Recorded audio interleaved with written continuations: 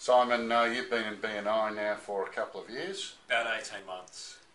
Tell us about what's been your BNI experience. Well, I guess my experience, I came from a business to consumer background, didn't have a lot of experience in the role of selling business to business, so I got to surround myself with a bunch of like-minded people. And really, aside from the dollars that I've got back, and my ROI has been 15-20-fold of what I've put into it, but it was really the training that I got, both the formal training that BNI provided and just being around those like-minded people who had, probably hundreds of years of business experience in the room. In terms of raw numbers, I just did some calculations before. Over 60% of the business that I've generated in the time that I've been in BNI has come through direct BNI referrals.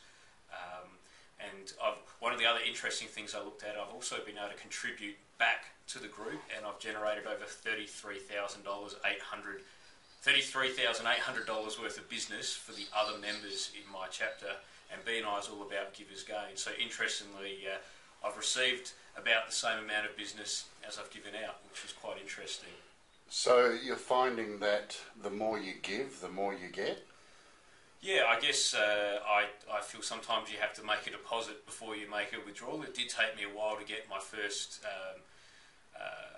a successful referral out of BNI, but my business has been so much about relationship building. I found probably with the cold calls, it was a complete waste of time. You could often get that first appointment, sometimes the second appointment, but without that trust that the third-party referral or testimonial brings you, I was not able to close those deals successfully, so I'd waste a whole lot of time to get nothing. So yeah, it was really important to build those relationships, to give without expectation of receiving, and then eventually, just by the law of attraction or whatever, it tends to come back to you, and it will probably come back tenfold as I continue.